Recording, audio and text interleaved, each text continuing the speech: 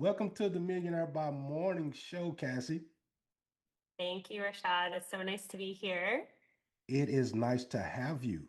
I always, I always excited about talking to someone about resiliency and mindset. hmm Having people on the show who never gives up, it kind of show others what is possible. And you have a story to tell and you have success in your life. And I would like to know, could you take us back to the beginning? And did you always know that you would be the creative entrepreneur that you are? Oh, wow. Yeah, you know what? Well, first of all, thanks for having me. I really do appreciate being here. And I love listening to podcasts like these. So, when you reached out and said, hey, I'm interested in learning more, and I think you have something to share, that was amazing to hear because I feel like I'm already so connected with the people that I listen to. And I'm like, hey, you know what? We're very similar in this way. So let's tell my side of the story. So here we are. It's exciting. Um, so for me, oh man, did I always know I was going to be a creative entrepreneur? No, I didn't always know, but there was a moment in time where things just started working. And it's like, okay, let's come to the conclusion that I will never work for another human being ever again because Right. I simply cannot do that. That's just not in my nature. I've always been a leader from the beginning, from childhood. I grew up with a very strong mother and a very strong just family support system in general. And I feel like that's where, you know, my mindset started was from a kid, always being told you can not have anything you want, but you can reach for and achieve anything you want, going in the right direction towards that. So it always started from childhood, I feel like. Moving on into, university and all of that, that's where it really started. So in 2012, it was January 1st, 2012, I started a production company. And I was fresh out of university. So like I had just graduated. I was actually expecting my first daughter. And January 1st, 2012, I said, okay, this is the start of a lot of things. I don't know what's going to happen, but I know I'm going to haul ass at this. And it was me and my ex-partner, and we started a photo video business, which is still going. I'm running it now, just myself. He's not in that part of it anymore, but it started the two of us. And it was out of university, and we started um, running our own television show through Rogers. So Rogers is like a Canadian television program here. And we were connected with the Rogers network because we were film students at the University of Western Ontario in London, Ontario. And we, shot it ourselves with our pathetic handheld cameras that we would never use to this day.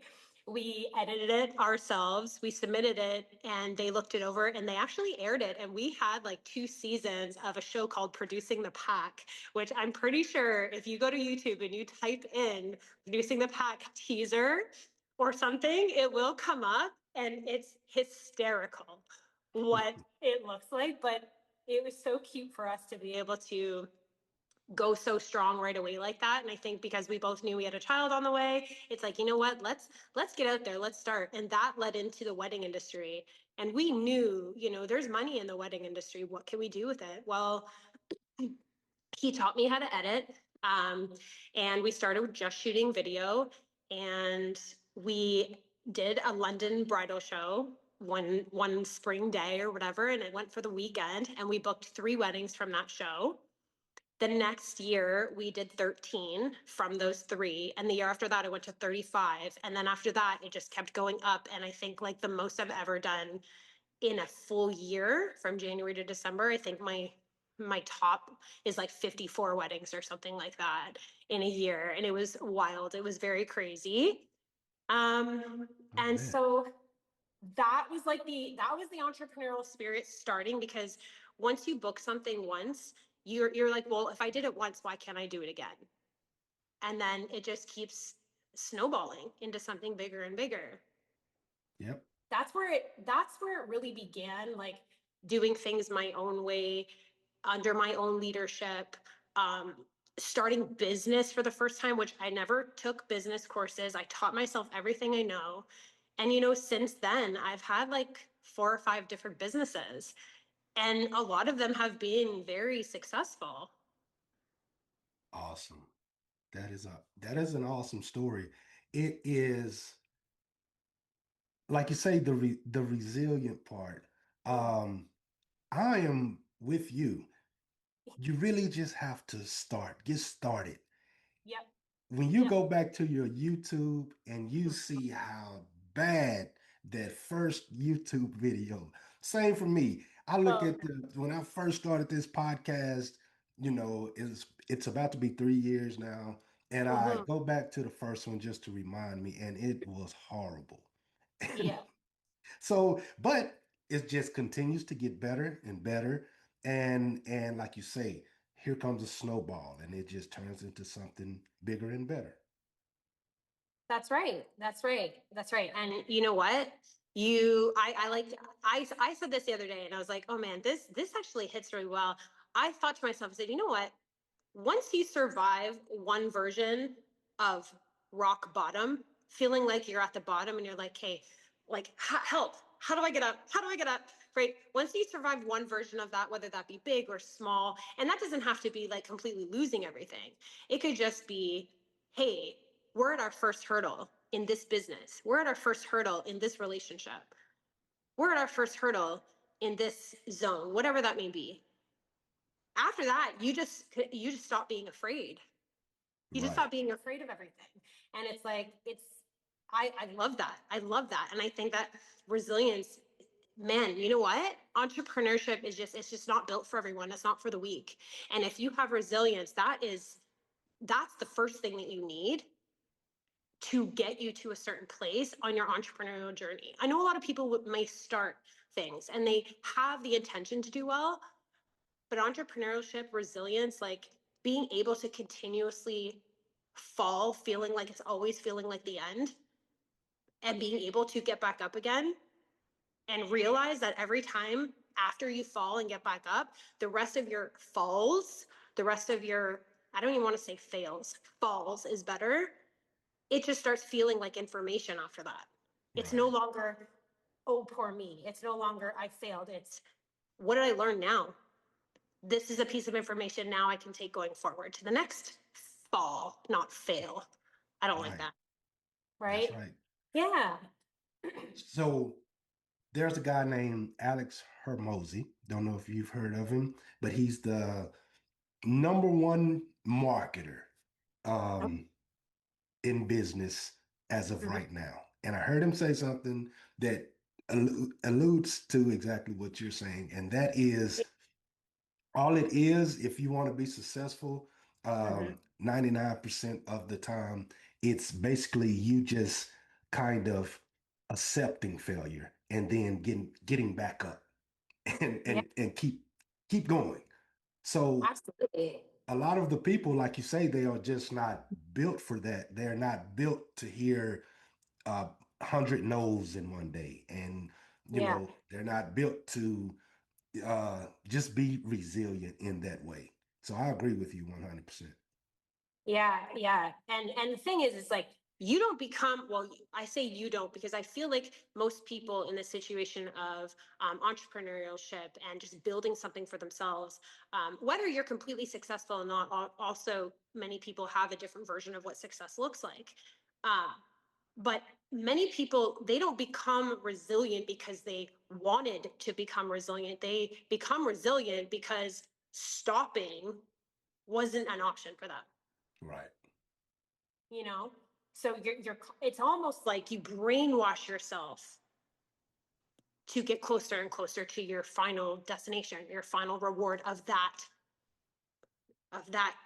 category of whatever it is that you're trying to achieve in that part of Exactly. your journey, in that part of your life. um, and then once you reach that, it's like now you've built this energy, you've built this vibration, you've built this excitement, this like almost like this craving for wanting that feeling again and more. And Right. that's why I continue to, people are always asking me, sorry if I'm changing the subject real quick, but people are always asking me, Cassie, what the heck? Like, where do you get your energy? How do you keep trying something new and winning?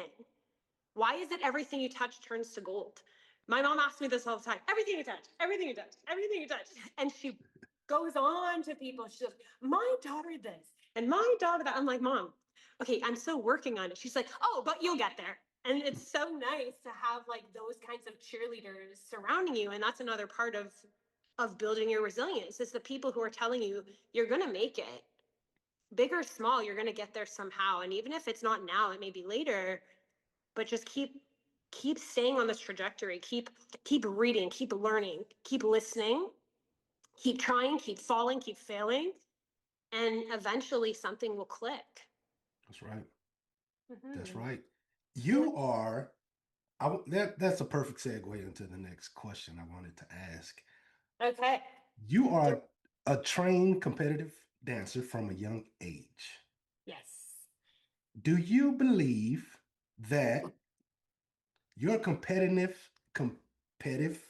in sports translates to your competitiveness in business and just, having the heart of a lion and competing? Oh, absolutely. Like absolutely. Absolutely. And you know what? Um, it's wild the way that things work out because you know, from the age of 3 years old, I started dancing. I didn't become competitive until I was in my older child years, but I stayed competitive until I went off to university. And even in university, I ended up running the main dance team from that school. And then I also assisted with the NBL dancers, not NBA, it's different, National Basketball League. I ended up assisting and running that program too and leading all of those girls. And now, after all of that, I'm now in a position where I own a dance studio myself. I'm also a competitive judge now for the first time. This has actually been a bucket list item that I've been wanting to like check off my dance bucket list for lack of a better term. But it's one of those things that I'm like, man, I just want to get out there. I love speaking. I love being social. I love giving my opinion. Um, and it's like, now I'm the one on the other side of the competition journey, but I'm looking at it in such a different perspective, from a different perspective. So I was once the competitive kid. I then became a competitive dance mom to my own child. Then I became a studio owner, kind of all in the same time. And now I'm a judge. And it's like, and a mentor. And I train these like competitive kids to be better at their skills and refine their training.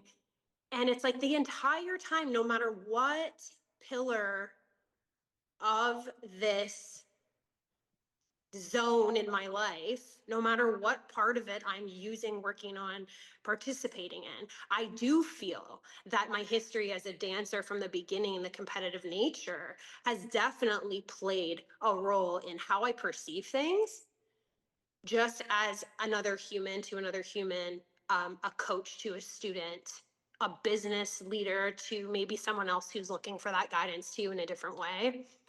Um, a friend, even. Yes, it's very much carried through up until now as me being having that competitive nature that you just can't seem to shake. Once you're in it, you're in it, Right. and it feels good.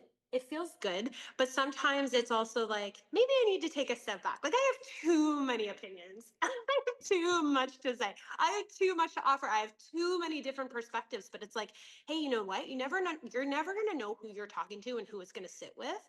That's what I really like because you can bring so many different layers to what you're saying, at least for myself, because I'm multifaceted in my creative journey. And is very helpful Right. and people appreciate it. I believe so. I would believe so. Who, Cassie, would you say that you looked up to or could have been a mentor or was a mentor for you? Who is a mentor for me? Oh wow, I think I've had a few in my life. Well, yeah, I mean, Like obviously my mom. My mom's been a huge. Ooh, I'm gonna start crying. Oh man. Go ahead. Oh jeez. Ew, this is ugly crying. You can't show this. Don't want to show. You go right ahead. Yeah. Oh man. Um,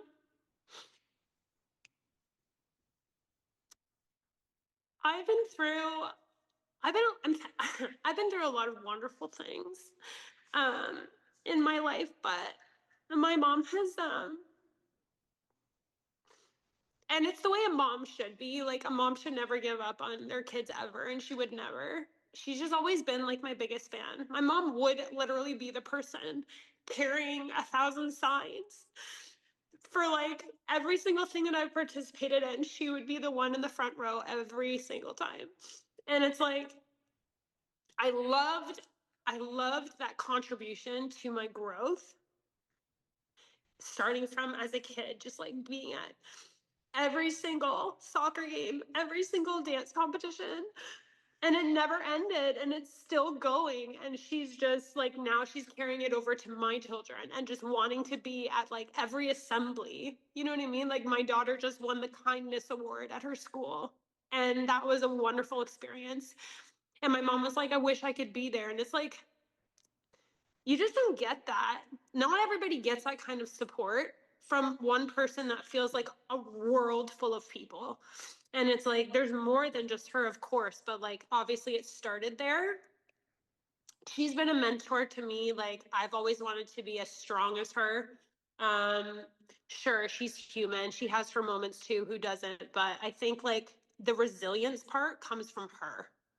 Right. Um, and then now, as I'm older, I know this might sound funny, but my partner, actually, my fiance, we just got engaged. Actually, what's today? It's today the 30th. The 30th, yes.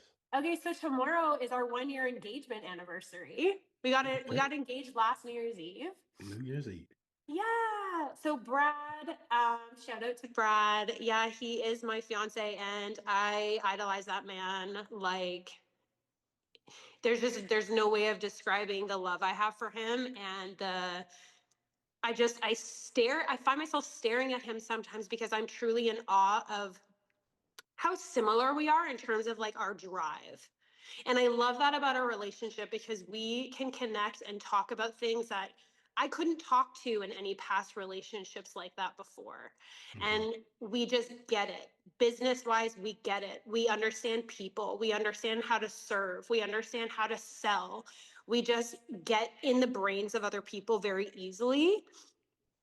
And I love that. But he is a great mentor to me because whenever I'm confused about something or I need a second opinion because I'm overthinking myself, oh, he's the first person I'm going to poke his brain for, right? And I'll get the answer that I need almost every time.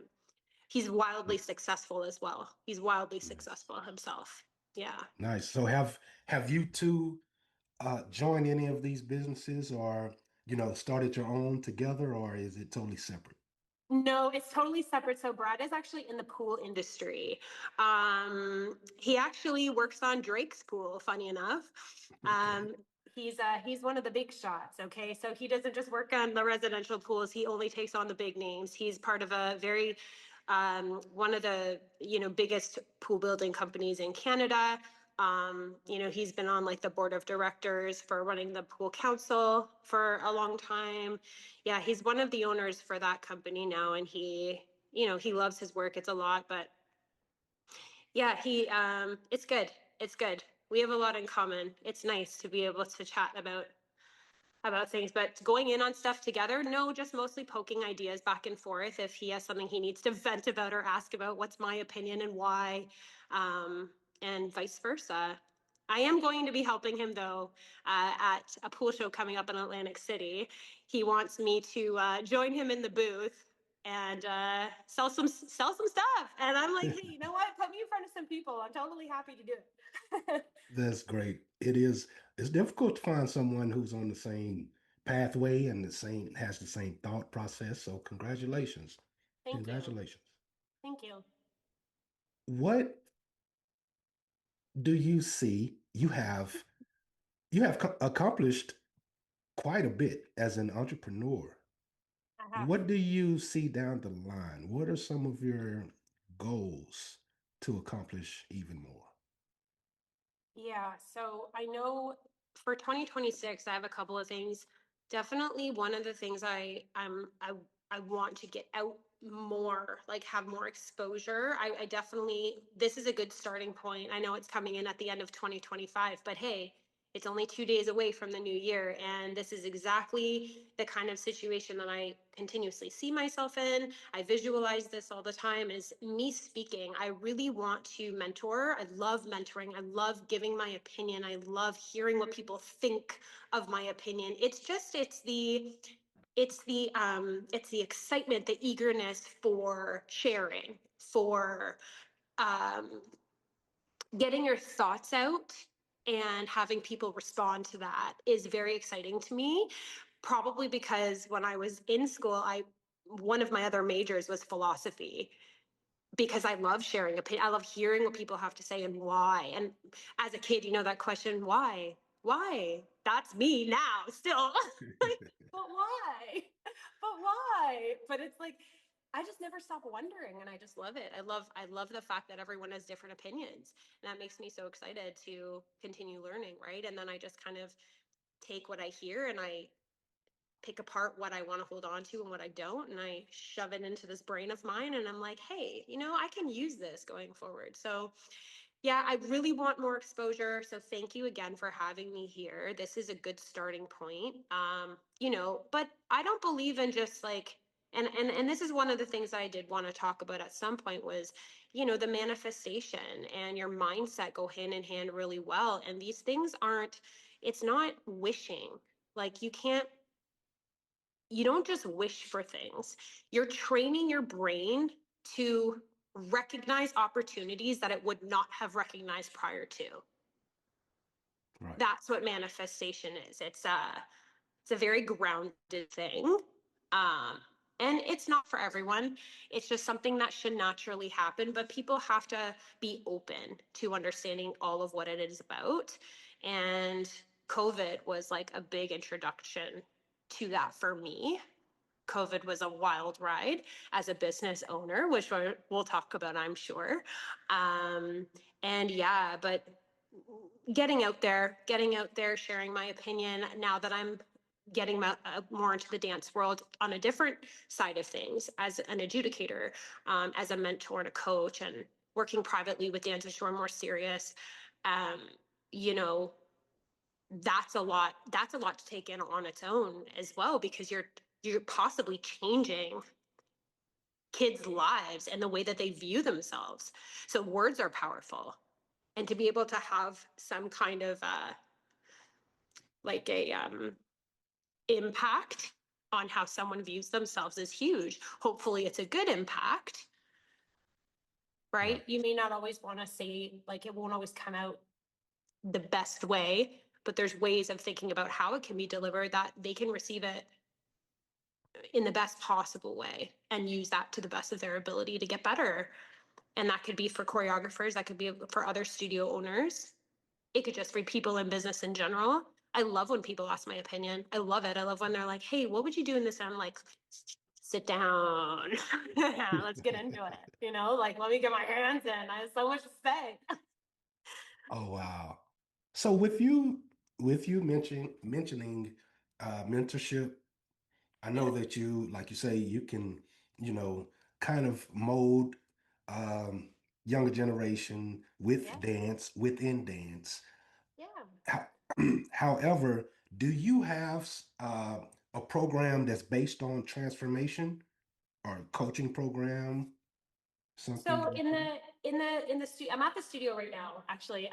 In the studio itself, I work with kids privately because in the dance world, there's the dance world is a big place. Okay, I don't know if you have nieces or daughters or anything like that that have been in the dance industry in any way, but it is a very popular place to be, especially for females, right? And Uh, it's a busy world within each studio, so depending what you offer, but most studios in most locations are quite large, and they'll offer the big group classes, and they'll try to pack them in and make them as full as possible, because of course, yeah, it's also business decisions. You want to be smart and earn your money. Who doesn't? Hello.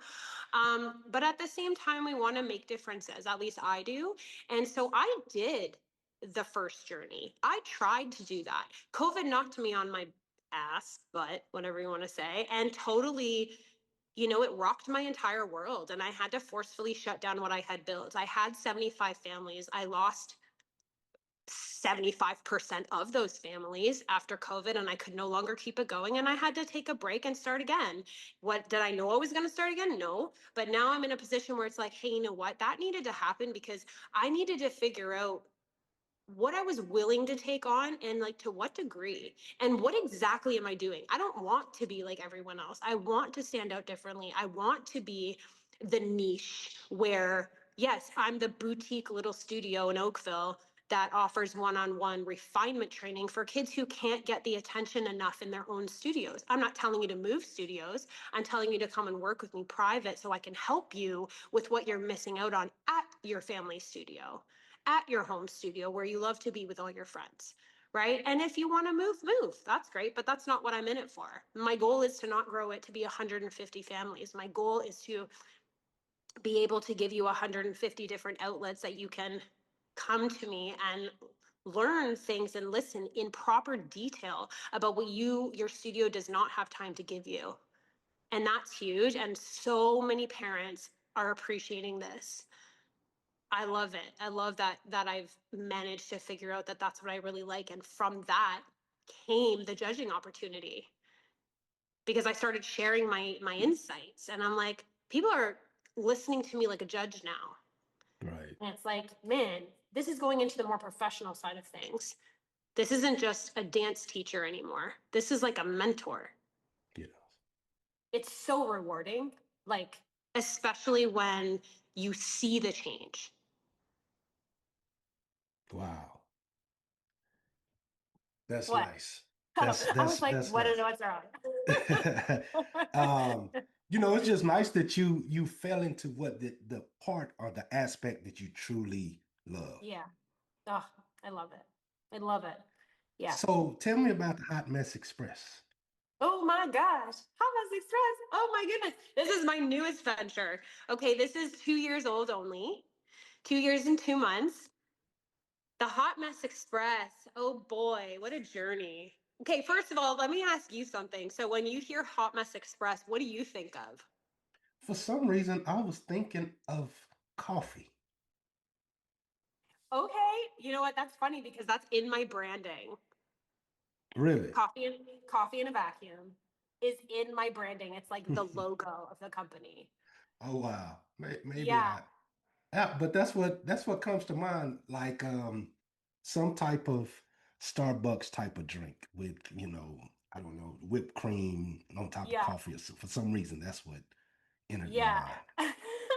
Totally. And you know what? So after COVID, like I told you, COVID knocked me on my butt, like with a bunch of small business owners, right? And it was hard, and I needed to take space. Like I needed a mental break. I needed to recharge, reset the whole thing, and just take a big step away from everything. Okay. And I really needed that because I needed to figure out what's next for me. And I finally figured it out. But what's funny is that the Hot Mess Express was like an accident. Okay. I didn't wake up one morning and I was like, you know what? Let's start a cleaning company. Like, why? I love to clean. I love to clean. I love to organize. I love the transformation, but do you see how that's similar to what I already do in my life? Like, I work with these dancers. I've had the dance background, the creativity from the beginning. Space is everything to me. Cleanliness, tidiness. Um, that all started somewhere, and it's so funny the way that every venture I pick up is so much of a resemblance to that. And it's like only looking back can I now make sense of it. But it's funny. So after COVID, Dance studio shut down. The original dance studio shut down. I went through an entire bankruptcy. I had everything ripped from me. Uh, I'm on the podcast and I choose not to share that. But you know what? I'm at a position now where I'm happy to share it. Happy. In the beginning, I was like, I don't want to talk about it. It makes me want to throw up. I don't even want to, I can't discuss it because I feel like a failure overall time and time again. But I knew it was out of my control and I did what I could. It was how I decided to move forward. So I could either cry in the corner over and over again or be resilient, stand up and try again with a little bit of a break and a little bit of like little bit of some cuddling from mom. You know what I mean? Like, okay, get your shit together, get back up, kind of thing. Okay, great, let's do it. So 2 years go by. I have my little babies. I have two girls. They're now they're 13 and 9 at the time. You know, that was, I don't even know, 4 or 5 years ago, I guess now, 4 years ago. But after that much needed break, you know, we ended up picking ourselves back up slowly. And I was like, okay, I no longer have the dance studio. I took a huge break from shooting weddings. It's all about my mental reset right now. So I wasn't doing as much as I was. I was feeling like kind of lost. And I'm like, you know what? I just need something to keep myself occupied. I have these days where I'm twiddling my thumbs because I don't know what I want to do for now. Let me just get myself occupied. I'm just going to see if what do I really like to do? I love to clean. I'm just going to see if anyone will be open if while the kids are at school, I can just clean a few houses just to get my mind going and put me in a happy place for a bit. So I did that. Let's just see. So, okay, fine. So I used my marketing tactics, which I do have some brilliant tactics that work over and over again. Don't forget to let me get back to this because I have to tell you something about last night because it's perfect for your podcast title, your episode, your podcast name, Millionaire by Morning. I Okay. have to tell you something that happened last night. I have to tell you, don't let me forget. Okay, and I was like, okay, let me just post on Facebook in a local community moms group. And I said, hey, would anyone be willing to let me try out something? I'm looking to maybe start a cleaning business, just a couple days to earn just some extra cash to get myself up and running after COVID again. Like, would love the support, blah, blah, blah, whatever. Move on. I get slammed. Okay, slammed. People are like, oh my gosh. And half the people was even better where they're like, I'm not letting you do this for free. I will absolutely pay you. And I'm like, the second anyone offers to pay you, they see that you're valuable. They see that you're honest and loyal. They build that trust right out the gate that you're not just going to scam them or whatever and that you actually care, right? And so that's already a huge win. And then that just started to snowball again into client after client after client. Oh, I have a friend. Oh, I have a neighbor. Oh, I have this. And it's like, oops, like, oops, but like a great oops. And it was Yeah. like the best oops ever because now we have like 81 cleans a month. Okay, Wow. we are doing very, very, very well. I have a team of 4. The girls are amazing. They work their tails off. I have to jump in here and there to help out, but I mean overall, like Hot Mess is growing rapidly, but it's hard because so is everything else.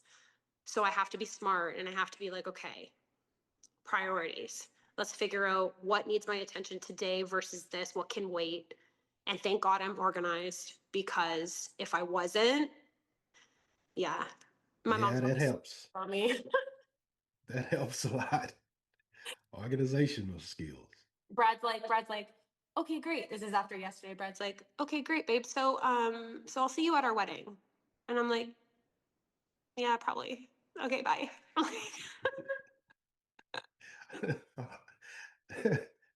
Oh, wow. So, yeah, you have a lot of situations that snowball, which is awesome.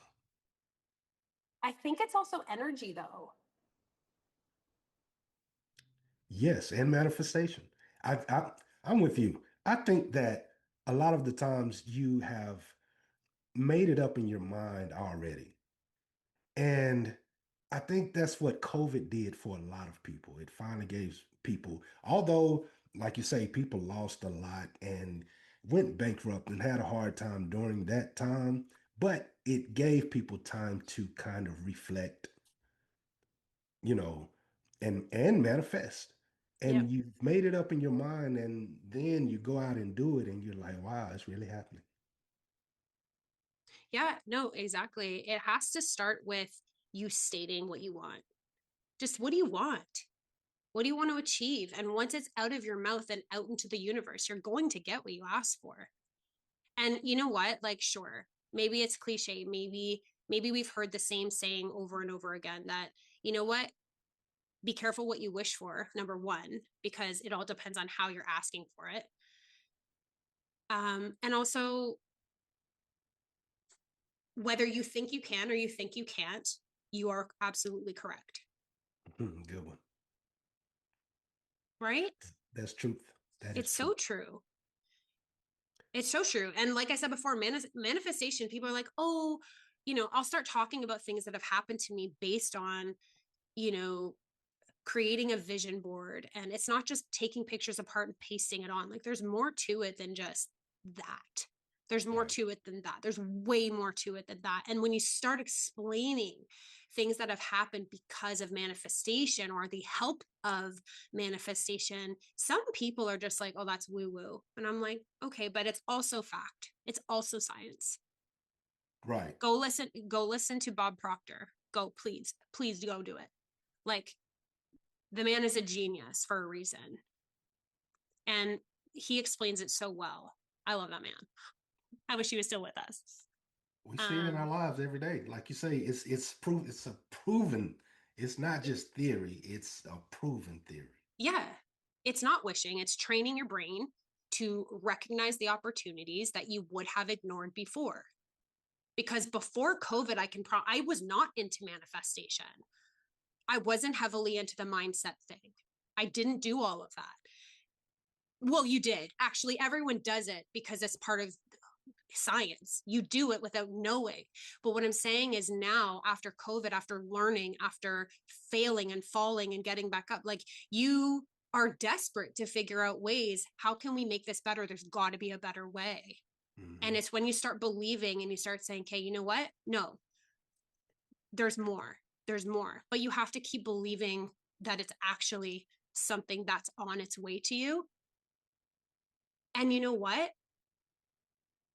It's all about being able to transition and activate the way that you see things. And I teach my daughters this whenever they have an issue or a situation where it's the worst thing in the world, mommy, you know, oh my God, mama, Audrey just walked into my room and I'm trying to write something. It's like, okay, Nora, it's really not the end of the world. Yes, it is. Is it? Oh, okay, let's talk about it. How is it the end of the world? And I make them explain. And then, I'll try and tell them and be like, Nora, you know what? You would be so much better off if you started to flip the way that you saw this. You have to work towards the positive. Find the positives, find the happy parts of it. Is it at all possible that Audrey walked into your room because of love? Is it at all possible because Audrey walked into your room unexpectedly because she has something really exciting to tell you, which is wonderful for her? Right. Right? Instead of, oh my God, she's destroying my life. It's like, no, I don't think so. I don't think so. I would really invite you to sit down and try and find those 3 to 5 things about this one little situation that you're blowing out of the water that could be turned into something else. And that is how your brain activates the muscles it needs to be able to see the positives. You could look outside on a rainy day, on a snowy day, on a blizzard day. Like we're in Canada, we just had a crazy storm yesterday. But I didn't see it like that. I love winter. I love the way the snow falls. I love the way everything looks fresh. I love, that we're able to experience 4 different seasons in this country. Like Right. I see it like that. I don't see it like, oh my God, I have to be extra careful on the roads. It's like, no, I can listen to the crunches like that. It's like ASMR in a way. Like who doesn't want that?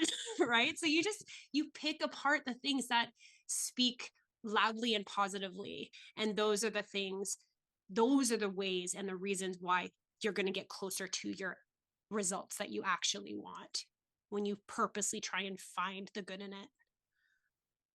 Agreed. Totally agreed. Your conversation makes for really good commercials.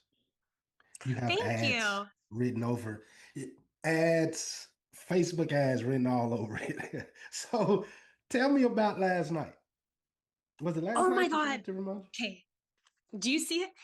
Give me 1 second. Something dropped. I just want to reset this phone up here because I need to make sure that I can actually, because I've had to hold it for a little bit, but I'm losing.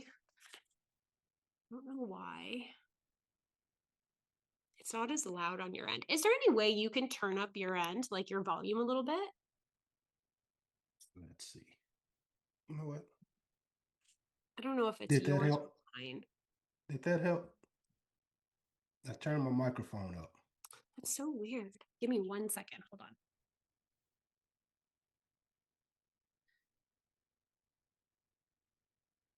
No, it shouldn't matter. That's okay.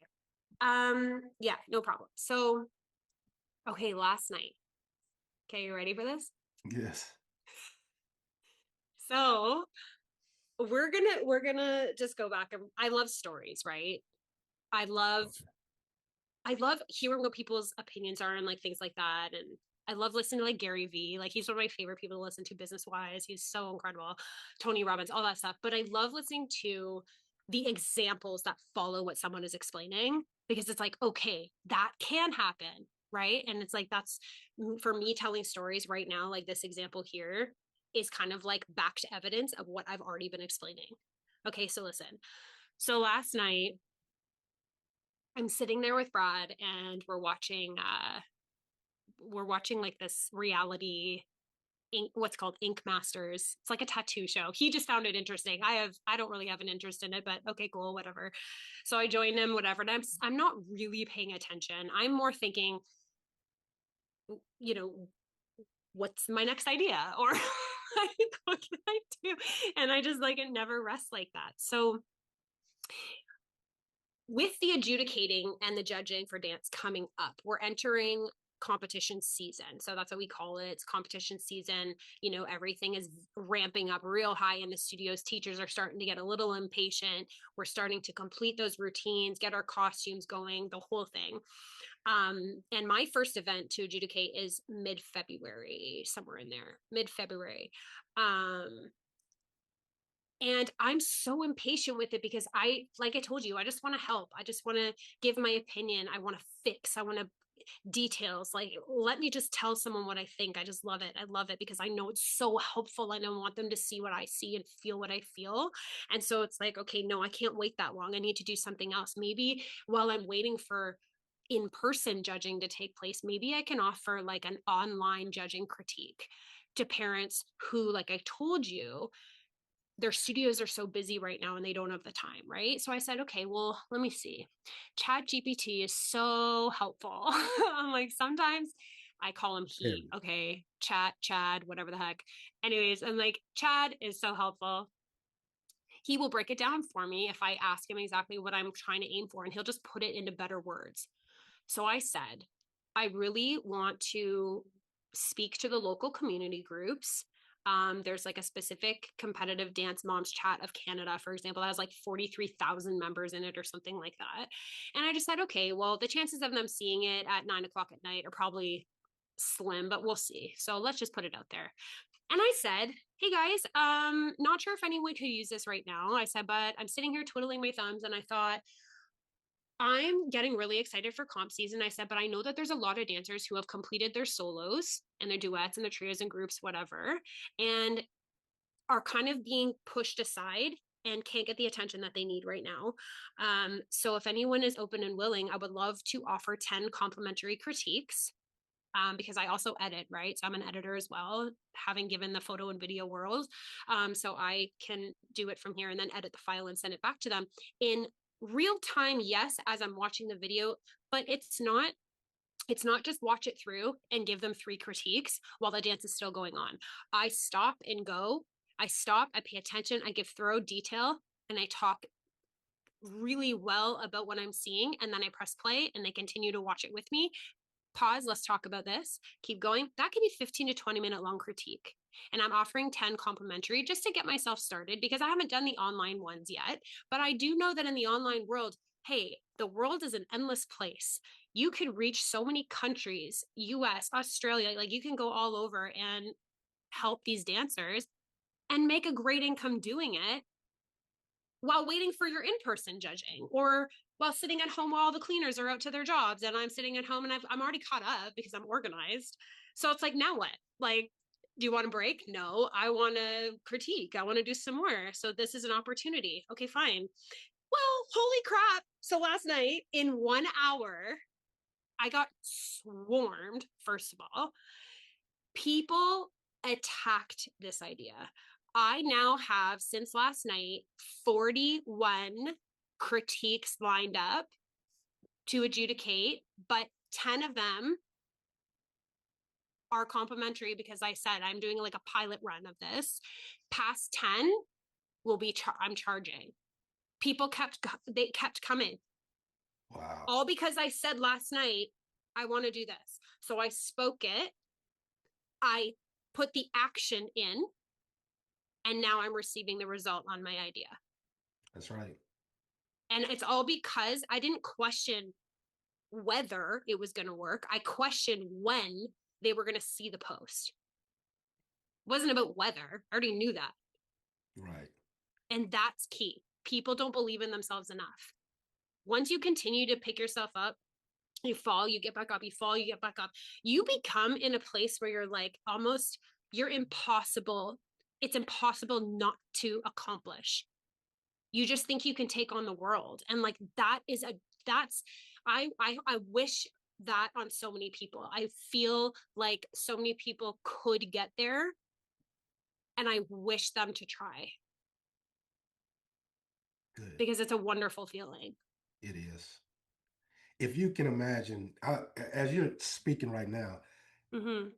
I'm imagining like this is the reason that you see people on the golf course, you know, at 2 o'clock in the afternoon in Texas, anyway. You drive by a Mm-hmm. golf course and, you know, there's men out there. And when you think about, you could really, the average person would probably say, what are they doing out there? Like, don't they have work to be doing? And so what happens is once you get a mindset like you are referring to, Yeah. it may take you 4 hours, maybe 2 hours, and be done with your workday Yeah. because you've come to a point to you know who to call, you know who not to call. So some people they have to sit there from 9 to 5 and make these phone calls or make these busy work. But there's some people who have taken those chances in life and now they know this is what I have to do. And once I do that, then, it's out there and it's Yep. working itself. I don't have to be there with it working. So Yep. yeah, there's a difference in mindset. Oh, Definitely. totally. Totally. Well, I would Yeah. have to say this has been a very interesting conversation. Anyone that's out there listening, how can they find you? Where can they follow you at? Geez. Oh man. Well, maybe it's just easiest. It's probably easiest. They can find me. I'll give them the core dance company Instagram. I feel that might be the easiest way and probably the simplest format because you can message on Instagram and all that. But it is at Dance from the Core is the Instagram account. And in there, you know, you can easily connect with me. No problem. I have other accounts too, but I feel like that's just the easiest one. And the one that's next to Hot Mess Express, that one is more, I think, more accessed from my end more frequently. So maybe that one would be the best. Got it. All right. And Yeah. what about your photo business? Are you still doing that? Are you hands-on or is that So something? actually, yeah, I've been given a really cool opportunity. So actually, this came from Brad's side of things. So thank you, Brad. Um, Brad, marketing and networking with people is very, very important, right? And that's another reason I like to be so involved, is because you never know who you're going to talk to. You say yes to everything, you figure it out later. That's just the way that it goes. That's the way I was raised. You know what? Just figure it out. But Brad and I, we attend like his the pool show of Canada kind of thing every year. I go with him, and we have a lot of fun and whatnot, and I talk to people. I've met a lot of people in that industry. So one of the people that I've met there, she actually runs a company out of California, and they have contacted me for an opportunity to do a branding shoot for them out there in Long Beach. And that'll be usually, well, they're saying somewhere around March, early March ish. So we're just kind of waiting for the final word on that. But that would be, the next opportunity. And while I love shooting weddings and couples, it's so much fun. But I've done over 750 weddings to date, and I'm now planning my own. So it's a little bit, I just don't really want to spend much time doing it on that side of things. I would be very interested in spending more time in more of the commercial side of things. So that's starting to open up a little bit, and we'll see where that goes. But yeah, not as heavily invested as I once was, but it's always going to be there. Yeah, I'll Man, always be taking on opportunities if they come. But I'm awesome. very selective now to what I say yes to, and that's part of my mindset training as well. That's awesome. It's so amazing when it's not like, I know you mentioned COVID, and when you're down and out, you're like, it's so amazing when you can take it if you want it. If not, you Mm-hmm. can leave it. Yeah. So yeah, that's when you get to that situation, you can have, it could be a hobby or it could be something that pays and you take the job whenever you feel like taking the job. That's a great place to be. You should always say, you should always and only say yes to the things that are going to get you closer to who you want to be. And that, Cassie, was great advice. And so that is where I'm going to leave this at. On that note, this was so awesome.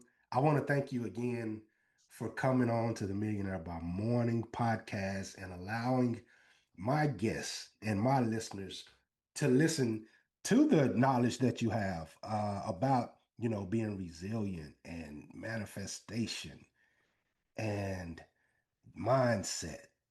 And we're just going to take these notes and apply them to our lives. To anyone out there listening, continue to make moves, make money, and make meaningful memories. Until next time. Thank you so much.